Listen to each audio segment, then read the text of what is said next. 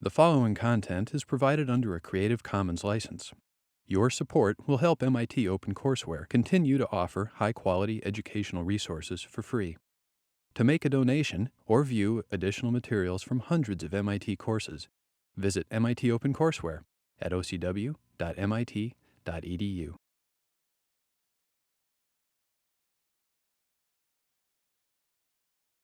Today we're going to dive into cost, price, markets, and support mechanisms. The support mechanisms, otherwise known as subsidies, right? This is lecture 18. We're approaching the end of our course. Actually, we have a handful of lectures left, and then we go our separate ways. This particular lecture will be followed up not this Thursday, but the following Thursday. We'll have a guest speaker come in and talk about a cost model that he's developed for PV. Into a very high level of detail, so it'll be a lot of fun. And you'll be able to use that cost model to model your own PV devices, apparatus, and so forth. Next Tuesday, a week from today, we'll be touring a PV facility. It'll be here on campus to make it easy for everybody. We'll go over to the Student Center and tour the PV system up on the roof there, as well as the balance of system components. So we'll be able to have a close-up look at how that works. But today, cost, price, markets, and subsidies. We want to talk about those items because at the end of the day, PV is a product that is competing against bulk electricity, right? And if we can't compete against the bulk electricity, then our on-grid applications are going to be rather limited. So we want to understand how all this works and fits together.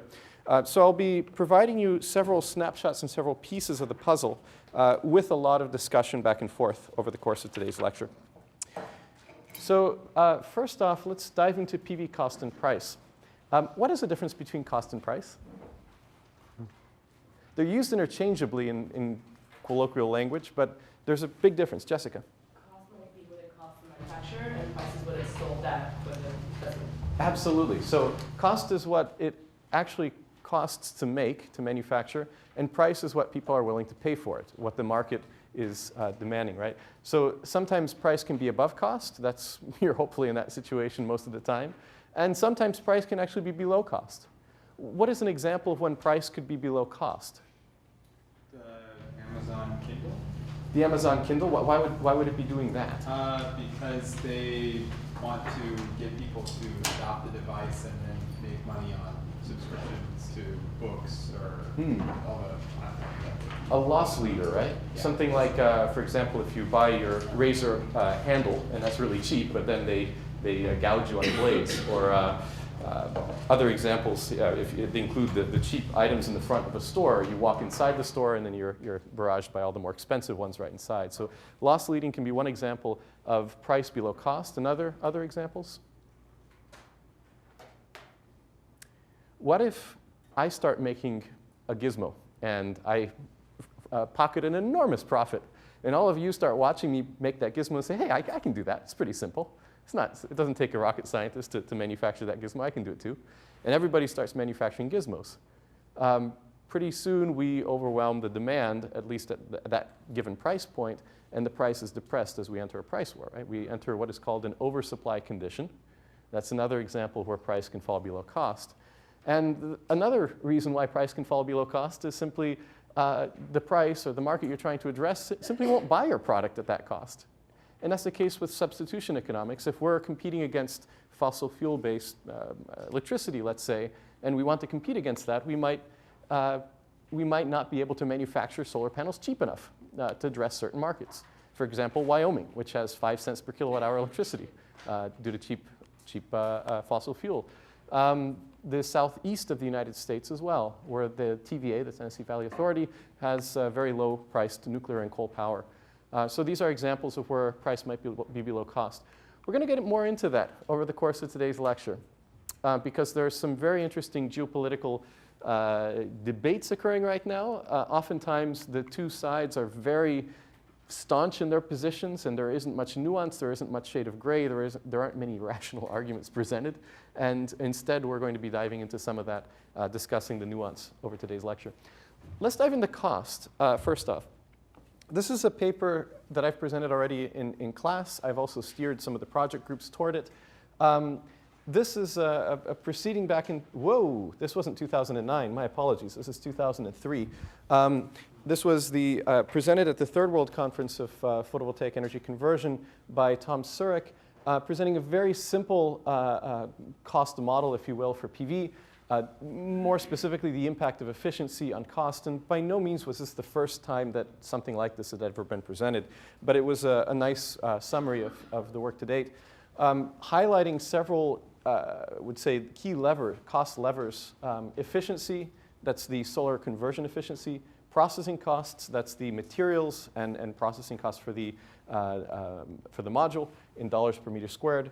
The manufacturing yield, that means out of, say, 100 cells that enter your manufacturing line, how many make it through to the other side without breaking or being discarded due to manufacturing defects.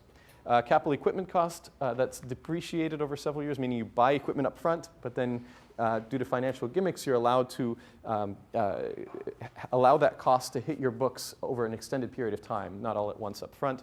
Overhead and so forth, overhead being the health insurance, if it is paid to the workers. Of course, R&D and the CEO salary and so forth could be lumped in. So this is a very simple way of estimating cost. It's a linear equation, a direct relationship. What is, I would say, the economics or a more sophisticated way of looking at cost, other than just saying it's the dollars per watt peak? You would look at it in terms of cents per kilowatt hour, right? You would look at it in terms of how much do you pay for your electricity coming out of the wall, or in this case, out of the panels. What would factor in to what is called the levelized cost of electricity when you're actually calculating cents per kilowatt hour? How would you convert dollars per watt peak? Okay, I know how many dollars it took to manufacture this. I can also, would say, depreciate my equipment costs over several years to manufacture this.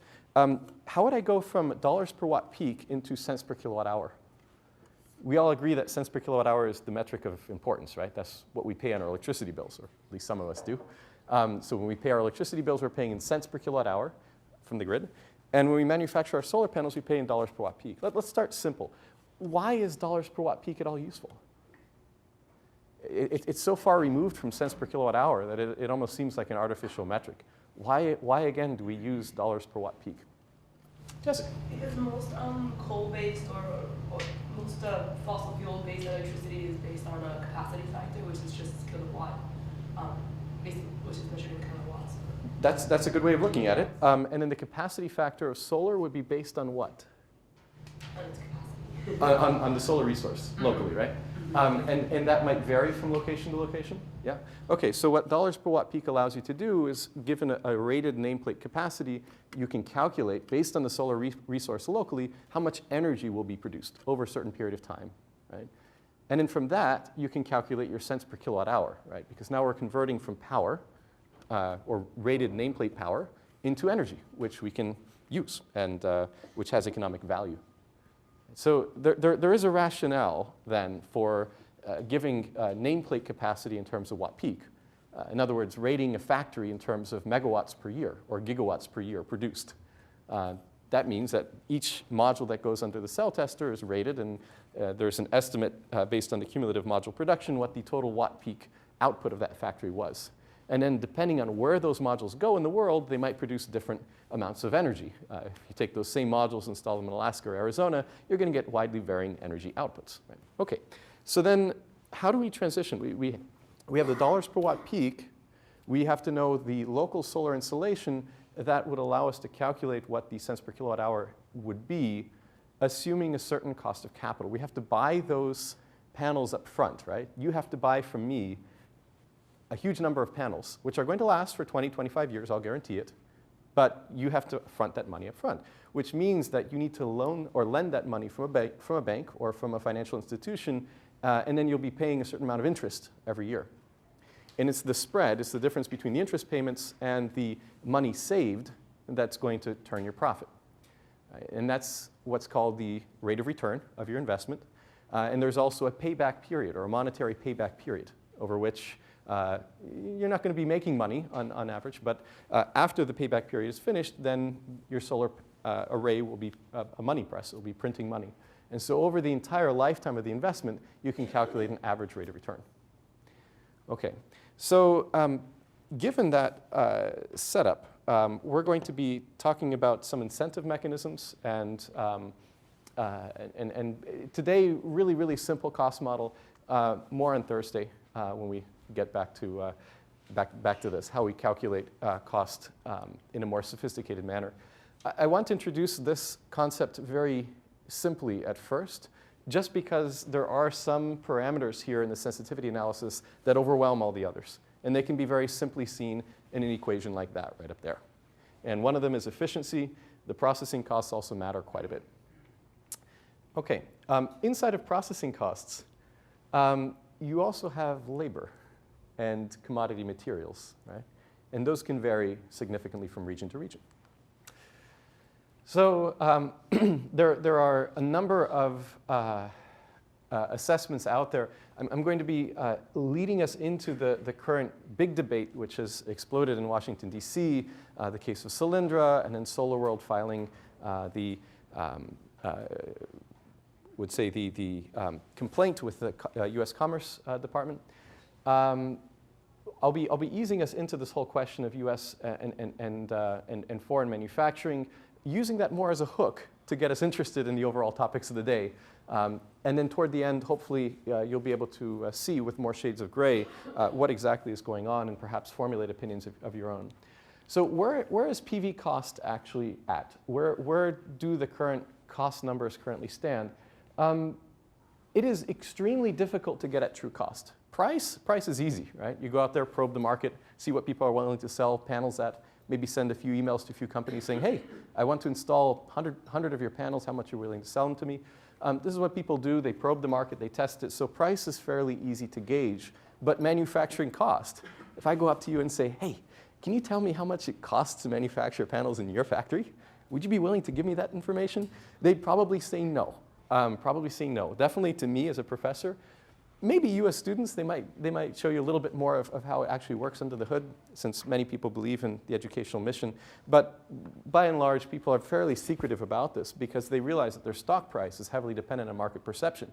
And if I go out there and write an article and say, hey, your company produces panels at twice the cost of yours, investors are going to flee your company, especially if it comes out of a university like MIT. And so there are big repercussions associated with divulgation of cost numbers, and that's why it's very hard to get to the bottom of it. What you find most often are aggregators. These are consultancies that work with several companies. They may be, for example, Photon Consulting across the river in Boston. It might be Green Tech Media Consulting Branch, which is located here in Cambridge, Massachusetts. There are many consulting companies, and several of them based here in the Boston area. And these consultant companies work with several PV manufacturers, and over time begin aggregating data and presenting market trends, generalized market trends. Right? Few of them single out specific companies, but most of them just aggregate the data and present general trends. I've presented to you a few articles as of late. These are relatively recent, within the last 3 to 4 years. And because there has been so much change over the last 3 to 4 years within the PV market, even an article 3 years ago is highly outdated. Right? So you'll want information that's within the last year if you're going to be using cost and price information for your projects, even within the last few months. And if any of you have any doubts in that regard, you can come talk to me. So the fully loaded module manufacturing cost is shown here. An estimate, again, an aggregation based on access to multiple companies' data. Polysilicon, this of course being crystalline silicon technology, which accounts for about 85% of the current market. Polysilicon in blue. Depreciation in red. What's depreciation? Is that the discounting of the capital that we just talked about? Exactly. Exactly. So what that means is I borrow a lot of money to manufacture these panels, to buy the equipment, to buy the factory, and set everything up. And then I have to pay interest on my loans, right? So, and I have to pay interest on the loans. And what I do is I start writing off the equipment as a loss to the company. So that equipment is going to be useful over a certain period of time. And then we can assume that it's outdated and that I'll need to buy the next generation of manufacturing equipment. So I can begin writing off the value of that equipment over a certain schedule, over a certain period of years, 5, 7, depending on the company, depending on the way they're, I don't want to say cooking their books, but the way they're manipulating the numbers in the accounting sector. So the depreciation varies, and it varies because the interest rate at which you acquire the loan and the interest rate, or the inflation rate of the particular currency in question is different in different regions, right? So when you're calculating depreciation, both of those things matter, and that's why those numbers can vary from place to place. Materials costs, these are the materials used to manufacture the module, typically called commodity materials. You would look at them as the extruded aluminum components, the glass in the front side, the encapsulant materials and so forth, all the fancy stuff that we saw when we visited Fraunhofer last week. Let's see what else. We have labor. Okay, that's pretty straightforward to see. If we're manufacturing in China, we are looking at a labor rate. Could be as low, base labor without adding housing and so forth. The base labor rate could be as low as $2.75 an hour in US dollars. In US dollars in the United States, we could be looking at labor rates of somewhere in the range of $16 an hour, right? Before you start adding in Social Security and benefits and so forth. And there may be different levels of automation in the two different places, which shifts costs from labor into capital equipment, right? So if you realize that you have a much higher labor cost, you might want to buy more robots to do the manufacturing. And vice versa, if you're in China and you realize, oh my goodness, our labor rates are increasing almost exponentially, definitely super linearly with time, as the country takes off and there's inflation, labor wage inflation. A company that is trying to project forward 5 or 7 years might say, well, goodness, it doesn't make sense for me to flood my manufacturing line with people right now because that manufacturing line still has to make a profit in 5 years. And so I'm going to buy more robots now, even though I might not need it today, I might need it in 5 years. And so there's a bit of risk calculation that gets thrown into this as well. Right? Utilities and overhead, okay, that's pretty straightforward. If we're looking at utilities, that means the electricity, mostly to run the lines. It could also be water, which is used in the manufacturing process. Okay. Note the caveats in several of these studies, especially the one out of Lawrence Berkeley National Laboratory. Manufacturing cost, you can do a number of things with that. You can assume that you're buying your polysilicon, manufacturing cells, modules, and systems. Or you can assume that you're buying the cells, and the cells are commodity products equal in price throughout the world, and that you're just manufacturing the modules. Right? So you can cut cost in many different ways, depending on what assumptions you make. The price of the cell on the international market may be very different than the cost to manufacture that cell in your particular country. And cost is almost one of those things that you can torture until it tells you the story you want it to tell. Right? It's one of those things where if you did these numbers a little bit differently and said, okay, we're buying cells and just making modules, and then adding shipment fees, let's say transport fees from China to the United States, China and US might look almost equal. Whereas if you integrate over the entire supply chain and say, okay, I'm going to be manufacturing my polysilicon, then my wafers, then my cells, and finally the modules, then you might start seeing some disparity based on these other parameters shown here. Point being, be careful when you see a cost assessment. Probe their base assumptions and try to understand what their biases and motivations were for presenting that particular comparison. Especially nowadays, where you have more and more parties with vested interests in presenting one story or another. We'll get to that in a few slides. All right, experience learning curve. Okay, now we're getting into price. We're venturing beyond cost and into the regime of price, which is definitely more easily measurable. And that's why we have some fairly good data going back several decades. And you can see here, this is cumulative sales in gigawatt peak. That means the cumulative number of widgets, in this case watt peaks, produced by solar industries worldwide. And this is the global average module selling price, not the system, the module. Right? So not the balance of system installation, labor, and so forth, but just the manufacturing of the module.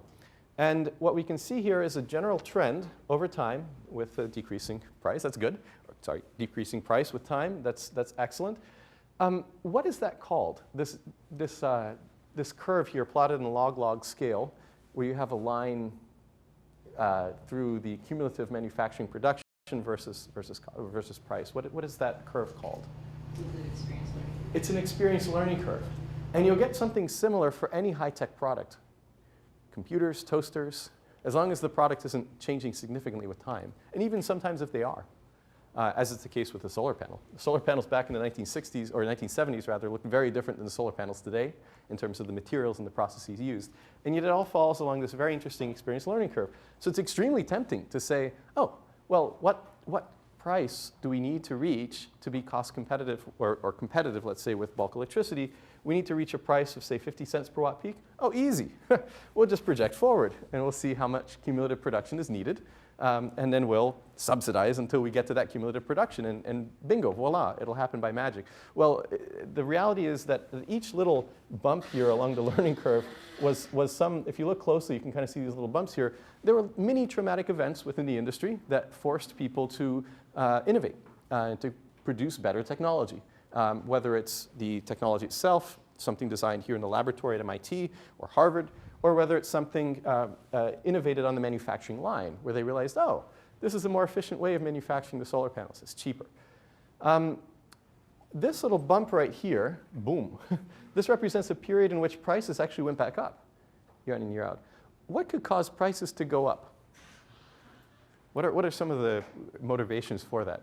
I mean, scale is increasing. The market's growing. It's not shrinking at all. It's not like the points went back here as they went up. So the market continued to grow, the manufacturing capacity continued to grow, but the price went back up. What could have caused that? Demand outpaces supply. Exactly. So in this specific case, what happened was the polysilicon feedstock, which is the input material into this entire process, was in short supply. It takes about, well, in those days, it took about 24 to 36 months to get a new plant online. Long lead time, billions of dollars of investment.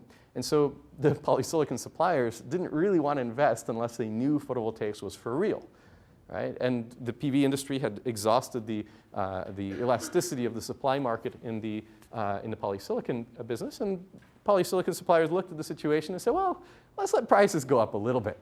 It can't hurt us too bad. I mean, we've been starved for several years because of low polysilicon feedstock prices. Let's let this increased demand kind of push prices up a little bit before we really decide what to do. And by the time they decided what to do, there was a lot of them getting on the market all at once, which had this effect, boom. Now, it's not only the polysilicon, but also the cell manufacturers, the wafer manufacturers that expanded their capacity during this time between 2007 and 2010. Now, today's most recent price point, as I saw it on one of our more trusted websites, put us down at around $1.03, $1.05 per watt peak. So we're down here. We're well below the historical average trend. We're in an oversupply condition right now. Why did the oversupply condition come about? Well, partly because of this undersupply condition. Many people saw an opportunity and said, well, we can address that demand. We can grow in this industry right here. To grow in the industry, you need capital. Right? You need access to finances to expand. What happened in 2008 in Western countries? And 2008 was more or less when it really hit the fan, if you will. In the United States in particular, what happened in the capital markets? Capital was severely restricted because banks were not providing a lot of loans. Exactly. We had the financial crisis here in the US. And so in the United States, there was a pullback of lending. The government stepped in shortly thereafter, realizing that this was going to be an issue. There was the ARRA. Does anybody know what that is? It's not the American Association of Retired People. This is very different. ARRA is the American Recovery and Reinvestment Act, right? This was the Stimulus Act. And this act actually did inject a lot of money into, or a lot of capital into renewable energy projects that began hitting in sometime between 2009, let's say, the beginning until 2011. And so in this period right over here. Anybody hear of the word Solyndra? Yeah, you've heard about it, right? Solyndra was one of the companies that received funding under the ARRA, right? Or ARA, under the Stimulus Act.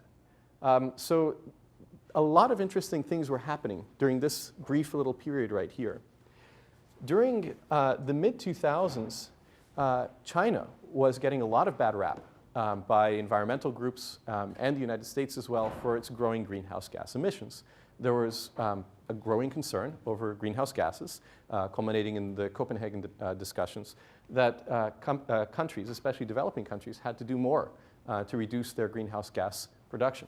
And this, of course, invited a wonderful tug of war between developing country bloc, the most progressive of the developing countries, let's say, normally described as BRICO, so Brazil, Russia, India, China, and other, including South Africa, and the developed countries. And you can see perspectives from both, and it's wonderful. The sophistication of that debate in terms of poli-sci arguments was beautiful to watch. On one hand, you had the developing countries that said, well, wait a second, you folks in the developed world, you used a lot of fossil fuels, and the majority of the CO2 emissions that have occurred to date were from developed countries today. So it's a bit unfair that you're asking us to reduce our CO2 intensity because that might hamper our own development. Why don't you pay reparations, right, for the CO2 that you've already emitted and help us decrease our CO2 intensity? And so there's these beautiful arguments being constructed on both sides of the debate. What China decided to do, so in the international spectrum, not much happened. And that's fairly, sadly, it's fairly typical of today's, I would say the larger the body happens to be, whether it's the federal government or the world institutions, it seems that things happen at a much slower pace the larger the entity is. But at a smaller entity, right, for example, a state level, which we'll see in a few slides, in the United States, a lot's happening right now. And within China's central government, a lot happened in response to some of that criticism. They said, well, there's a point, more a point that fossil fuel emissions really decreases our quality of life. If you look at some of the pollution in our cities, that's not very becoming. You know, we can do better. And furthermore, we can create jobs for the people who are flooding our cities from the countryside looking for economic opportunity. We can create new jobs in this industry. And we'll do it by making capital available to this new nascent industry at a time when it's very difficult to achieve capital or acquire capital in the West, in Europe and the United States. And so that began happening really in the mid-2000s. And what we'll see in a few slides is the massive growth of the Chinese manufacturing market in response to this, the availability of capital in those countries. Let me go back to a slide that I presented, I think it was lecture number 1, where we looked at the cumulative production of PV as a function of year. And if we plot this on a log linear plot, we can read the growth rate off of the slope of that curve, right? So this was somewhere around 10%, 40%, maybe upwards to 60% if you, depending on what data points you include in those lines. Interestingly, back in 1990, if we look at the distribution of different technologies, multicrystalline silicon was a third, single crystalline silicon about a third, and thin film technology, namely pushed by amorphous silicon, was about a third of all manufacturing production. As the market evolved, sorry about this. There we go. So again, the different technologies, just to situate ourselves, single crystalline, multicrystalline, and thin films. As the market evolved going into the 2000s, we saw this type of breakdown occur, right? We have silicon or crystalline silicon comprising around 85 to 90% of the market, and thin films not growing as fast as crystalline silicon. It was still growing.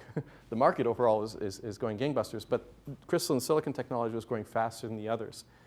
And in part, this was due to the fact that crystalline silicon technology was a bit cheaper than thin films at the time, largely driven by the efficiency parameter that we had just seen in the previous slides. And turnkey equipment was available. So if you had capital someplace in the world, anywhere in the world, and the labor and commodities were such that you could compete in the market, and the shipping costs weren't extremely prohibitive to get your product to the most interesting markets in the world, you could compete because you could buy turnkey equipment. Even if you knew nothing about how to manufacture a solar cell, knew nothing about semiconductors or solid-state physics, what we had discussed here in this class, you could still go out and buy a turnkey manufacturing line and get technicians to come in and teach you how to manufacture solar cells. Right? That was the beauty of these equipment companies. And so the equipment companies specialized in crystalline silicon technologies. And as such, many of the turnkey lines that grew up out of greenfield factories, especially in China, Taiwan, and other places around the world, leveraged these turnkey manufacturers to a great extent. Okay, sorry about this. We'll go forward. So price, markets, and subsidies. We're going to be looking at, it's a bit of a hodgepodge in the sense that we're addressing cost, price, and manufacturing all together in one big stew. I think that's useful because the three are interrelated. Right? A price is difficult to set without a cost, and the manufacturing is part of that story and can help us tease apart what exactly is going on right now with Cylindra, with SolarWorld, and so forth. Okay, so let's start with customer needs. Just to acquaint ourselves, if we're talking about price, we can't divorce price from our customer. And in terms of what our customer needs are, we have on-grid applications that's represented by, for example, a solar system on my house, on the student center. These are systems that are tied to the grid and using the grid as a battery to store the excess energy. Off-grid, this represents, for example, the Lighting Africa project here within our class. These are folks who don't have access to an electrical grid and who need to have that electricity there. So while people on the grid are worried about cents per kilowatt hour, people off the grid might be worried about the dollars per hour of light. Right? That might be their metric of merit. So from the customer's perspective, what is their value? What do they get from the solar PV system on the roof? These parameters under here, underneath each of the pictures, represent the value parameter. And again, it's a very cartoonish way of thinking about it. It's a lot more complex when you start getting into the weeds and figure out what the customer actually wants. Reliability factors in, access to the product, repair, reliability, and so forth factor in as well. There are many factors that head into value. But what I've done, or what we've done here, is emphasize the biggest levers, if you will, and some of the biggest differences between different applications of PV. If you're looking at the solar panels on top of the Toyota Prius, you might not really care about the cents per kilowatt hour because you're paying $20,000 for your car. So what's a few extra dollars here or there? But you might care about the watts per meter squared, which is really an efficiency parameter. You might want it to satisfy a certain function that it could not do otherwise if the panel was too low efficiency. If you're sending something into outer space, again, you might not care about the manufacturing cost of the panel because the shipment costs, in other words, the putting it onto the rocket and sending it up in outer space, is $10,000 per kilogram. Right? You might be more worried about how much does it weigh, what is the specific power of the solar panels. Likewise, if you're installing them in a big box company, for example, a Walmart or Kmart, and you have a big flat roof that isn't very strong, isn't well reinforced, you might care about that parameter as well, or the grams per meter squared. Sure that factors in somewhere. Actually, it doesn't. So there are many other parameters that could matter for a particular application. Dollars per meter squared per aesthetics for a building integrated system. I've had architects come to me and say, can you make a yellow solar panel? I'd really like a yellow solar panel. And here I am thinking of the solar spectrum and seeing the peak of the solar spectrum being reflected away from the panel into the observer's eye and thinking, well, I can make it kind of dark yellow, yellowish. Okay, how much are you willing to pay? There are many different parameters here that matter for the customer. This one right here is a concentrator system. So you have these optics that concentrate the light into a small little spot, and they're looking at the watts per millimeter squared, right? A very small device, how much power does it output? The cost of the actual device is almost irrelevant. It's the power output that matters because the majority of the cost is sunk in and all the commodity materials around it. All right, so we're getting into this because we're going to focus largely on on-grid applications, and I'm going to explain to you why. If you're in the Lighting Africa project, you probably care mostly about that. But the on-grid applications currently comprise 95% of the current market. Substitution economics. We're substituting PV with, or we're substituting fossil fuel-based power. On average, in the United States, somewhere around 600 grams of CO2 per kilowatt hour. We're substituting that with PV, which is on the order of factor of 5 to 20 lower. So what types of grid electricity will PV substitute? What does this mean for traditional generation companies, also called GenCos? And what is the fair selling price for PV electricity?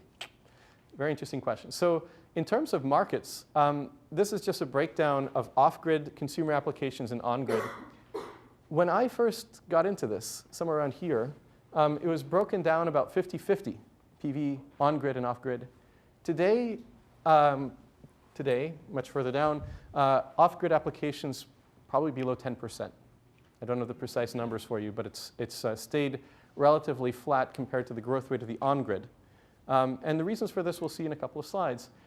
This is the value of PV electricity per a 2008 report. If you look at what is easily monetized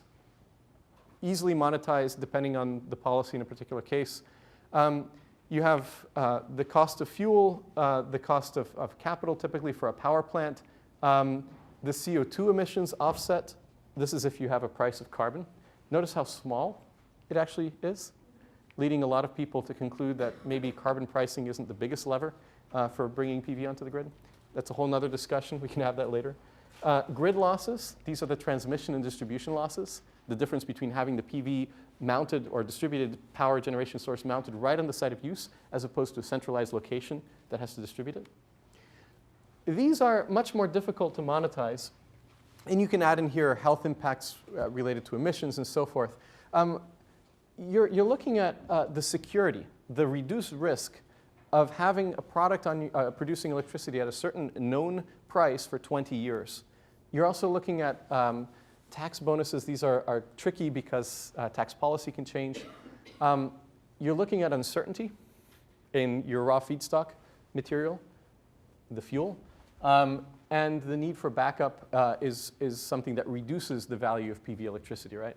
If you, at some point in the future, will need to back up PV power with something that is more dispatchable, and is still an uncertainty in the power grid, that's something that is reducing the value of installing the PV today. Some might argue that that 1 cent negative is actually a drastic underestimation of the risk associated with backup power needs. But this is a fair look at what a value, the so-called true value of PV electricity might be, which would lead us into pricing. Right? If we know the value, we can enter pricing. And not many people can argue with this because this is substitution economics. Right? This is just saying, okay, how much does it cost to produce fossil fuel electricity? And let's substitute that. Anything over here in the yellow is what people might say, well, gee, if we really look at the true price or the true cost of fossil fuels, this is what it really costs. If we take away all of the subsidies and add in all of the externalities, what's an externality? What does an externality mean? Yeah. It's like when the consumer isn't aware of something that the producer is doing. Yeah. So when the consumer, or let's put it this way, when the true price impact is not factored into the selling price. Let's say, let's say that I sell you a miracle drug and it allows you to be 5 times more productive than you are right now. But then every time you have your needs, down the toilet goes a bunch of chemicals that the water plant now needs to filter out. And the water plant begins failing some of its standard tests when they measure water quality. So they add in some more filters into their system. They figure out how to get rid of this compound. And now all of the water treatment facilities around the country begin adding in these new filters. And it costs somewhere in the order of $1 billion. That is an externality, right? That's something that wasn't factored into the price of selling you that miracle drug that allowed you to be 5 times more productive. It's an example of how everybody pays for the acts or the purchases of a few. Right? And that's the case with energy production as well. So it's difficult to argue in economic terms, or it's difficult to put a specific price on externalities because these could be things like premature deaths. And there are statisticians who will calculate the number of people who die prematurely as a result of exposure to mercury or cadmium or some other emission coming off of a fossil fuel burning plant. But then how do you monetize that? You have to assign a value to a human life and say that a certain economic value was lost, both in terms of productivity costs, but also in terms of the investment, due to that person dying. And they do that. In government, there is a value to a human life. And it can vary somewhat from one group to another, but it's very difficult to price in externalities. And that's why oftentimes these things in yellow here are neglected, are not considered. And for the purposes of today's discussion, we're just going to factor in mostly these parameters right here because we have a greater hold on them, right? So in terms of PV installations worldwide, cumulative, I want to compare and contrast where our customers are versus where our manufacturing is. And we'll get to some really interesting questions associated with that. So look at that. Where would you expect PV to be installed? You'd expect it to be installed in the sunniest places. Why? Because the amount of energy produced is related, proportional to the amount of solar resource that's available in that spot. But from a customer's point of view, solar resource isn't everything. They're also looking at the cost of displacement. What is the price of the electricity I'm paying? And how much of that can I displace with my PV electricity? Right, so there's a more sophisticated concern here. And further, the price of electricity might not only be dictated by the true cost of production of the solar power, of the fossil fuel power plants. There may be a few governments out there that say, well, look at all these externalities. We want to begin factoring those in. We want to provide an incentive for people to produce PV electricity. That's commonly referred to as a subsidy. So if we look at the total installation, EU is really leading the charge here. And we saw in those installation maps, there's not a heck of a lot of sun there in the EU. Right? Germany has solar radiance similar to what we have here in the northeast of the country. And we know that most of the PV installed in the United States is going into the southwest. Japan, rest of world, USA, relatively small fraction up there, and China, tiny, tiny little bleep. China's the peach one, right up there at the little top. So I would say less than 5% of total installed worldwide. Actually, this is 1.5%. You can read it off right here, do the division. Okay, so we have a very interesting perspective here about our customers. This is a breakdown, again, in terms of customers. Again, a little bit better detail. Instead of just seeing EU, we're looking at a variety of different of customers. And this is new installations worldwide. So if, for example, this blue bar goes down, it just means we installed less PV this year than we did last year. It doesn't mean that the total amount on the grid went down. It's just new PV installs. So the blue down here is now Germany. We have these countries that are like flashes in a pan. Italy, for example, right? Sorry, Spain. This one, Spain grew up really quick and then disappeared. Italy grew up really quick and then shrinking. If we extended it out to 2011, it'd be back to a very small amount. We have USA that's consistently growing. That's a nice, healthy market. And Germany that's growing as well. Wow, what an interesting dynamic. Why did Spain have this flash in the pan and then shrink suddenly? What did they do differently than Germany did? We'll start asking those questions and answering them in a few slides. If you really want to get detailed information about the US, where PV is installed in the United States, one of your MIT colleagues and a bunch of NREL folks got together and put up this beautiful archive, if you will, appendix of all, as many PV installations as they possibly could in the United States. So that's the website. Unfortunately, I didn't include it in your slides, so you might want to write that down if you're curious about it. Wonderful resource. Again, NREL, the National Renewable Energy Laboratory based in Golden, Colorado. And you can see the install distribution throughout the United States. Again, a bias toward states that have high electricity prices, like New York and Massachusetts, and lots of sun, like Arizona. The price of electricity is rather low in Arizona. It's below 10 cents per kilowatt hour. But the amount of sun available is very high, whereas California has both. Okay, so we talked about the customer. Now here we're talking about the manufacturers. So we have the customers, the demand, the manufacturers, the supply.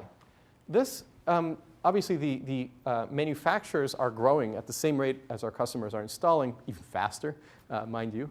Inventory rates are almost somewhere between 25 and 50% nowadays. So the production has grown faster than the demand has, at least at current prices. What we've done right here, or what is done right here, is a normalization by market share, just to demonstrate how the market dynamics are changing as the industry grows. So from 2005 to 2009, this doesn't mean that the industry stayed flat. It continued growing at a breakneck pace, but the countries which comprise the manufacturers have changed significantly. So let's look at Europe first off. Europe pretty much started really feeling it during the financial crisis. They couldn't keep expanding in 2008. And then when prices really started to drop, 2009, as we saw, they didn't continue expanding, were a bit uncompetitive. US, shown here in the green, again, dropping. India, I guess, sort of growing now. It's definitely on the upswing. Japan decreased considerably. During the 1990s and the early 2000s, Japan had the largest solar company in the world, Sharp, better known for microelectronics that you might find around your house. Somehow, some way, the executives at Sharp saw this coming, saw a huge rise in demand coming from Europe, and ramped up capacity in Japan. And when they did that, they were able to address large portions of that. They made a healthy profit for several years. And then they just stopped expanding in PV. Part of it might have been they saw the market dynamics changing. They saw their costs, their manufacturing costs relative to, for example, China. This is the orange right here. And Taiwan in the above China, above the orange. And comprised today, this is 2009 numbers. If we fast forward to today in 2011, China and Taiwan comprise 55 to 60% of the PV industry worldwide production, manufacturing production. So what does that mean? Let's explore together some of the interesting results of that. Let's look at some of the good things. What are some of the good things about production going to China and Taiwan from, say, Europe and the United States of solar panels? Let's look at that for a second. So we'll look at the glass half full perspective. What are some of the good things? Yeah? More likely that these developing countries will use solar panels? More likely that the developing countries will use solar panels? Well, was that the case over here? Not really, right? It's growing, it's growing. Okay, I suppose if the technology is available there, maybe the technology isn't quite cost competitive with local electricity yet, so there isn't that demand pull locally. Maybe the realization is that, well, goodness, we can address this European market. They're willing to pay a lot more for the panels than we are. So we might as well export right now, but at some point in the future, we might be able to satisfy internal demand. Yeah. And there are gigawatt plants, PV installs, going up in China right now. In part due to increased electricity demand, in part due to weakening demand elsewhere in the world, and a very large manufacturing base in China that has to put their panels out somewhere, right? So there is, yes, adoption. I'll cede that point. Yeah? Lower cost for the consumer? Lower cost for the consumer, yes. So in the United States, if we look at the price of installing a PV system in the United States, the price of installing the PV system is around $5.20 on your roof today. The cost of buying the module is around $1.03, $1.05 from China, right? And so that means that 80% of the profit margin right now is being gobbled up by a US company, right? The price came down, let's see, when I installed the panels on my roof, got a little bit of a better deal, but I would say the average price for a PV system in 2007 must have been somewhere around $8 per watt peak. And now the price is down at around $5.20. That said, in Europe, in Germany, which has 10 times more installed PV than the US does, the price of installing a PV system on your roof could be below €3 per watt peak, right? So the price is lower because the profit margin that the installers are getting right now is smaller. So yes, absolutely, lower cost product in US markets. That isn't the whole story about what you're going to pay, because there's still the installer that's stuck in between the Chinese manufacturer of the module and you, right, serving as the middle person, providing you value still, but still extracting a very large profit right now a disproportionately large profit, shall I say. What are some of the other good things? Yeah. If cost in big markets is reduced, then that can lead to more market penetration. Yep. And then the product is just adopted more. And then even if prices go up, it might maintain its market penetration. Yep. And so what you're leading to here is really what the demand curve of PV looks like. And in the past, if you look at what people are willing to pay for PV, let's convert it into dollars per watt peak, since that's the universal unit of PV cost. And this is the, let's call it total market size in terms of watt peak, and this being a very, very large number. What you can do to first order, just how would we construct the demand curve for the United States for PV? How would we go about doing that? How much are people willing to pay for their PV modules to offset the cost of electricity? Well, to do it right, we need a levelized cost of electricity analysis. We'd assume we're borrowing money from the bank, do those fancy economics that involve something to the power of something, and that being the interest rate, and then we calculate it through. Just to first order, hand-wavy, Mickey Mousey, we might take into consideration the manufacturing cost of the module. Sorry, back up one step. We might take into consideration the cents per kilowatt hour of the electricity that we're getting from the grid, and the insulation, the solar resource that is available at that particular location. So if we have data granular to the state level of the price of electricity on average throughout the state and the solar resource availability on average throughout the state, we can immediately comprise 150 markets in the US, residential, commercial, industrial, right, for 50 states. And then we'll have a demand curve, a very simple one, for how much people are willing to pay for their PV electricity. And it looks more or less like this if you start working it out. Rough sketch. This is Hawaii. Those poor critters over there, although they have beautiful sun and enjoy a wonderful life, they're paying a lot for their energy because they're on a few rocks out there. They have no natural resource under the ground to speak of, except geothermal, I suppose. But they're shipping in a lot of their fuel. That's why if you've ever gone to Hawaii and rented a car, you are surprised at the sticker shock when you go up to the gas station and try to refuel. Their price of electricity is above 30 cents per kilowatt hour residential. But it's a very, very tiny market. So you're not going to be able to satisfy much demand. You're not going to be able to produce too many panels there. You start having interesting things happen when you start hitting the bigger markets like the tiers 4 and 5 of California, Texas, New York. These are big markets that have a lot of people in them, and they have larger electricity prices and or large solar resource available there. And so at some point, the demand curve reaches these plateaus where if you decrease the price even a little bit, all of a sudden, boom, the amount of market that you can address, right, for this amount of price decrease, the amount of market that you can address is huge. And so the slope of this line, the slope of the demand curve, is indicative of what happens when you reduce your price just a little bit. And so yes, producing cheaper panels when you start hitting these plateaus can result in massive, massive demand pull or market pull. So that's another good reason to have cheap panels. Let's look at the flip side. What would be some of the downsides, let's say, to module manufacturing going into China? This, you can assume anything is on the table, CO2 emissions, jobs, et cetera. Let's start teasing into some of those questions and looking at some data. I might flip back and forth during the presentation if we have to address specific topics. So. Bad politics. If American photovoltaic manufacturers fail, then it reflects poorly on the industry and American political scene and decreases support for it. Yeah. So bad politics. In DC, this is often referred to as the optics of the situation, how people observe or how people perceive something.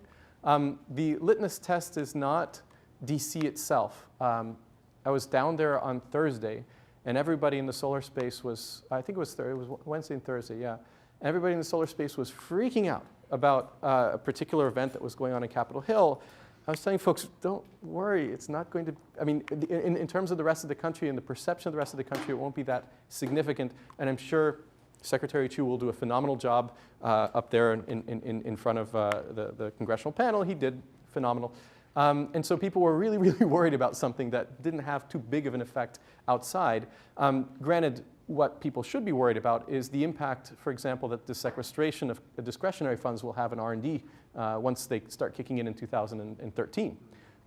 If you mandate a reduced funding level for funding agencies, you will have an impact, and a long-term one for that matter. So let's the optics of the situation. There has been a slight decrease in public support, I believe on the order of 5 to 10% since the beginning of the whole Solyndra affair, support for solar renewables. But the support remains high and still continues to be high among Republicans, Democrats alike, especially when compared to, say, congressional approval ratings. But let's not look down. Let's compare ourselves to higher.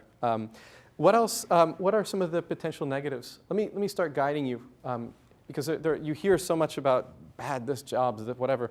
Let me guide you into some of the questions that you might not have thought of. There is a colleague of ours here at MIT, Tim Gutowski's group, that is looking into matters concerning manufacturing of PV and installation of PV from a CO2 perspective. So if you manufacture your PV in a coal-rich country that is spewing out emissions into the air, you are going to have a greater CO2 intensity per kilowatt hour of energy that the panels will produce over their lifetime than if the panels were produced, say, in a country that has a large abundance of hydropower or geothermal, or hey, even produces solar panels using other solar panels. That'd be nice. But in the growth situation where solar is rising, or the manufacturing capacity is rising at 60% a year, it's a little bit unfeasible to think that solar will power itself forward. It almost violates one of the laws of thermodynamics. So we look at the CO2 balance, right? We think about, gee, what if we were to be smart about where we manufacture and install PV? Then it might make more sense to manufacture PV, say, in Norway, which is based on hydropower, and install them in China, which is largely running on coal, right? So from the CO2, from the global carbon perspective, again, these are externalities that aren't being priced in. Okay, well, CO2 and, yeah, go ahead, but please. Would they actually be priced in Norway because they are in the EU emissions trading scheme? I mean, they're not priced in China. But sure. The cost of electricity in Norway doesn't impact. Yeah, so point conceded that in certain countries, some of the externalities are factored in, not perhaps at the levels they should be, but some are factored in, whereas in other countries, they're not at all. So we have what is referred to in some terms as an uneven playing field, in the sense that in some places there are regulations in place that increase the price of electricity, whereas they aren't present in other places. And in some cases, they work to your advantage, like in Norway, for instance, or Switzerland, big hydro countries. What are some other potential disadvantages? You hear a lot about jobs, right? Jobs moving overseas. Let's start looking at some of the numbers next Thursday when we have Doug coming in here and talking about the cost model. A good number to keep in mind for the manufacturing of modules. So back to this part right over here. For the module itself, typical numbers would be 2 to 12 people, depending on what region of the world you're in, 2 to 12 people per megawatt. So if you have a total market of, say, 10 gigawatts, it's larger than that. We'll do quick math. So if it's per megawatt, be 20,000 people per 10 gigawatts, somewhere in that range, on the low end. And on the high end, it would be somewhere around 200,000 people per gigawatt on the high end of the labor intensity. So the high end of the labor intensity represents a company like Trina Solar in China that is extremely labor intensive. It's located in Changzhou. It's on the high-speed rail between Shanghai and Nanjing. The low end of that scale would be more representative of, say, Suntech, which is almost next door in Wuxi, which has adopted a different approach, saying we're going to invest in robots because we're uncertain about where the whole labor thing is going to go in China, where the prices are going to go. Or REC, which is a Norwegian company, but they opened a factory in Singapore, which has very, very low labor rates because they invested a lot of money in capital equipment, in robots to move modules around their factories. US, if you can look at turnkey manufacturing lines, are typically around 3.5 people per megawatt. Those are some good numbers to keep in mind. So when anybody comes to you and says jobs, solar jobs, with these sorts of numbers, you can begin estimating, okay, give me a number. How big is the solar market going to grow to? What is the level of automation? What is the labor intensity of manufacturing of the modules? And you can make an estimate on the total number of jobs, direct jobs associated with the module manufacturing. Then there are all the indirect jobs as well, right? There are all the people supplying the commodity materials into your manufacturing line. There are all the people who are working as administrative assistants and R&D staff and so forth. So it's not quite as simple as that, but it gives you a number to really start grabbing. And that, of course, doesn't include all the installations, or installer jobs either. All right, so when we're talking about grid-tied electricity, I'd like to move on to our next few topics here. When we're talking about grid-tied electricity, this is it's in German, sorry about that. This is over a period, Tag der Woche means day of the week, and this is basically the peak power in gigawatts. Instantaneous at any given point. So we have morning, middle of the day, night, middle of the day, night. There's a little bump right here during primetime TV. And we have the output of PV going from 5 gigawatt peak to 30 gigawatt peak. You can see beginning to eat into the profits, essentially the peak hours. Right, so let me differentiate between baseload and peak. Baseload power would be VUM, right? Something providing a constant power output as a function of time, something like a nuclear power plant, coal-fired power plant. Peakers would be natural gas-fired power plants that receive the calls like, Jessica, you're in charge of the peaker over there. Based on my weather report today, I'm going to need so many gigawatts tomorrow between the hours of 10 and 12. You think you can turn yourself on then? I'll pay you this amount of, yep. Jessica's going to battle. Yes, I can do that. PV, on the other hand, is coming on if the sun's coming on, right? And to date, there isn't a great degree of predictability.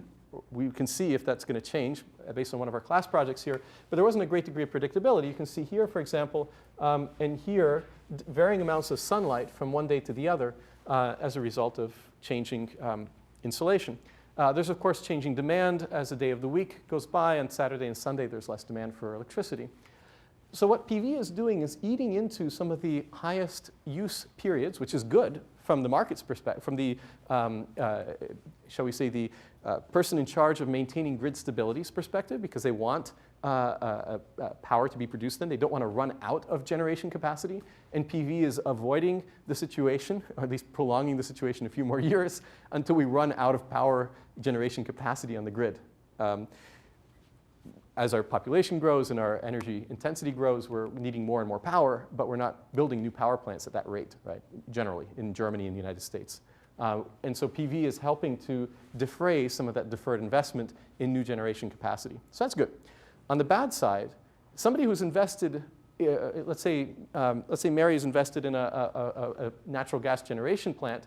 She put the money down for Jessica's plant. Jessica's running it.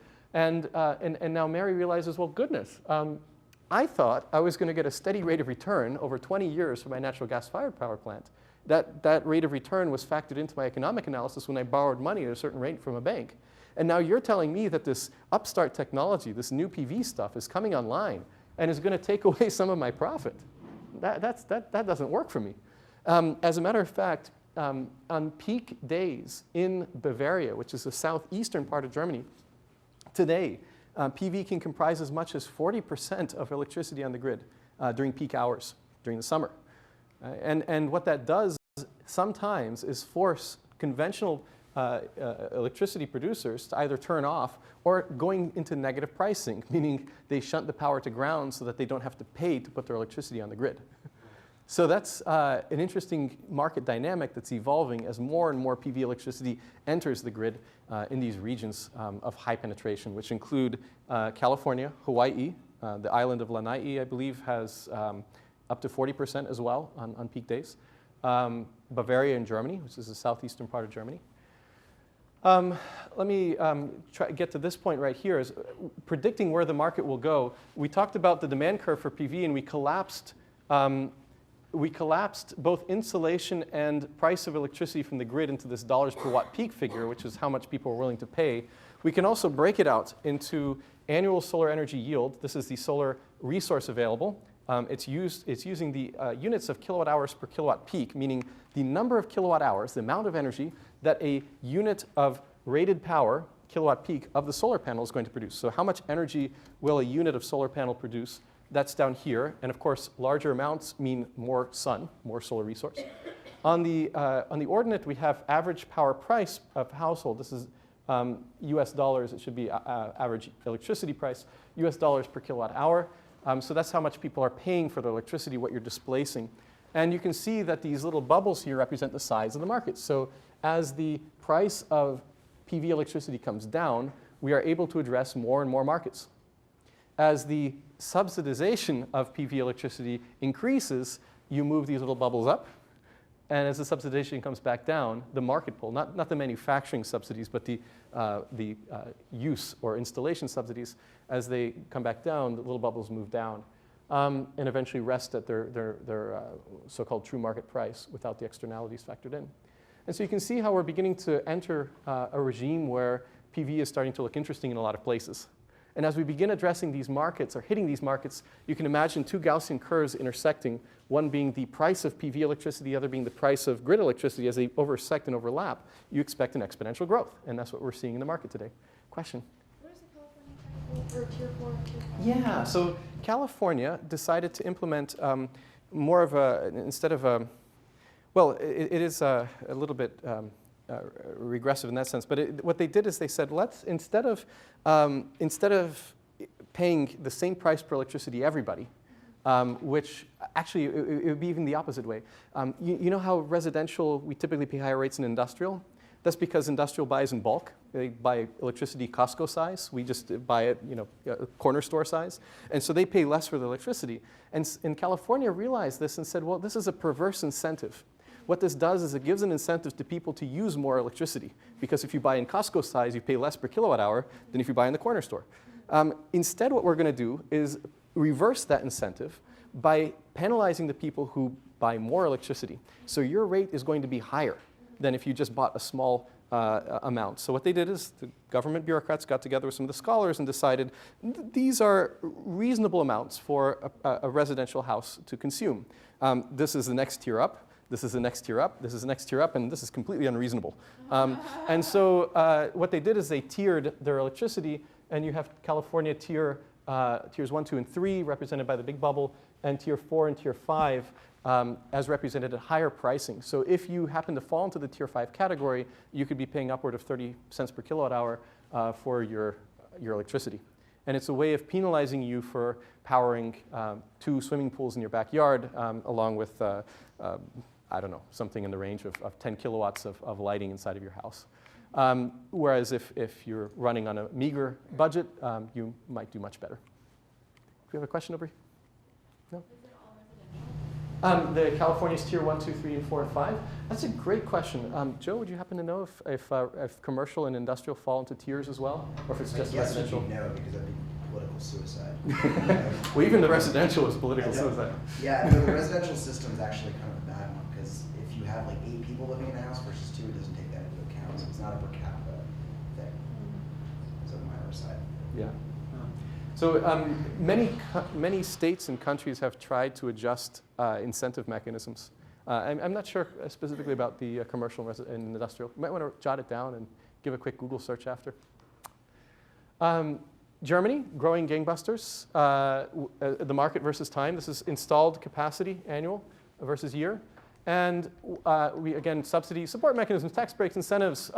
What we wanted to emphasize here was that Germany is not one of the sunnier places in the world. Look at this. It has almost half of the modules installed, and yet, oopsie, go back one. It has less insolation than even here in the US Northeast, even the sunniest places in Germany. This is Bavaria. This is the place that hits 40% of electricity on peak summer days coming from PV. And this is where we are, right up there. Same scale, right? So something's going on in Germany, and it's not sun. The German government instituted a number, this little D represents Deutschland, Germany, implemented a number of incentive programs to increase the amount of PV installed on the grid under the assumption that if they had demand pull, they would have a supply push, meaning they would start up local industries. Initially, didn't quite take off as fast as they hoped, so they began providing direct manufacturing support, direct subsidies to install PV manufacturing plants, to the point where they were willing to pay 50 euro cents on the euro for each piece of capital equipment that moved in on German soil to produce plants in the mid-2000s. So that combination of events left them with a booming market, upwards of 100,000 jobs, I believe, in Germany related to PV manufacturing, and a lot of PV installed on their grid as a result of the market pull. So really, when it comes to subsidies and support, you have to decouple what is market pull, which means we want PV installed on our grid to offset our country's carbon emissions, versus manufacturing push, which is to say, you want to set up a factory in my country? Fine, come right in. I'll provide you the finances. I'll provide you a lower cost of capital on your loan, or help you by providing a direct grant or loan. And this is, these are two different support mechanisms, and that's why you see that dichotomy between Germany, which installs a lot of PV and has a decent amount of manufacturing, the US, which has a lot of installation but not a whole lot of manufacturing, traditionally, although that's changed, the support has changed over the last 3 years, and China, which has a heck of a lot of manufacturing but not a whole lot of local demand. It's because each country has adopted a different approach based on optimization of different functions. In terms of where a lot has happened on the state level, these are RPS renewable portfolio standard policies with solar and distributed generation provisions distributed throughout the United States. And you can see that the states have picked up where the federal government lacked in terms of leadership. Right? In terms of getting PV on the grid, the states really pulled hard. In specifically New Jersey, some really oddball states like New Jersey here, installing about 5 gigawatts of solar.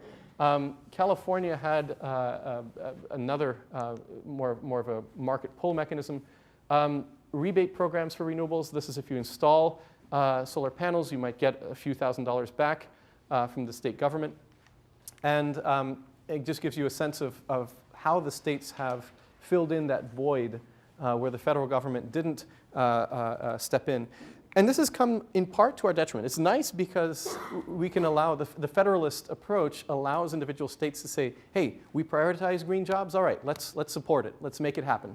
And that's certainly Massachusetts' take, California, Texas, certain other countries throughout the US, certain other states throughout the US, including Mississippi most recently.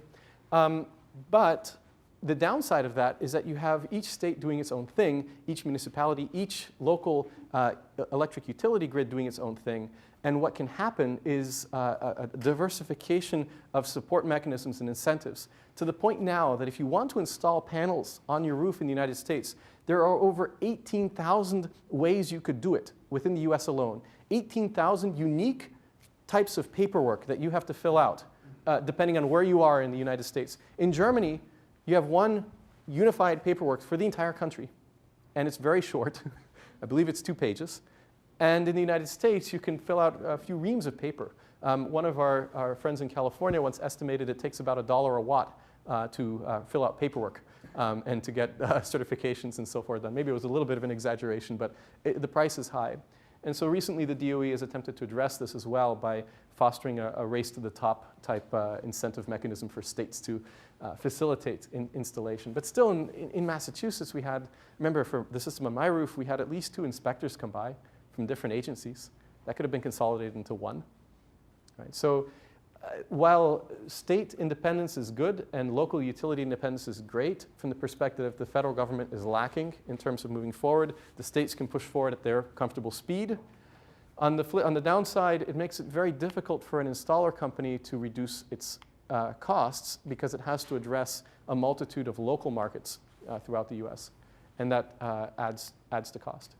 In terms of projections, I really hesitate because in 2006, there were a number of projections of where we'd be in 2010. And many of them, you can see the range here, going from 4 gigawatts up to, actually, I think Photon Consulting had us close to 30 gigawatts back in 2010. Photon Consulting was closer to right than most of the other groups, interestingly. The 4 gigawatts was obviously pretty far off. So projections are very dangerous because you could be easily wrong, right? This is just to show you an example. These are projections of where the solar market is going to go. from the EPIA, which is the European Photovoltaics Industry Association. It's one of the better sources that I could find with the various scenarios, giving you an indication, a tornado plot, if you will, of where the market is going to head over the future. And the bottom line is that most likely it will continue to grow, even though it's going to enter a difficult 2 years as the oversupply condition works itself out of the market. We're headed for some pretty massive growth. And just keep those numbers in mind. If this grows up to be, say, a 100 gigawatt industry, and there's 2 people per megawatt, that's 200,000 people employed just in the manufacturing of modules, right? Not counting all of the other people on top of that, maybe another order of magnitude if we use the car industry as an example. So we could be looking at 2 million jobs worldwide, right? And where they are, who works on them, how the value chain is distributed between R&D, manufacturing. This is all open. The next decade will decide that. You'll help decide that. So with that message, I'd let you go.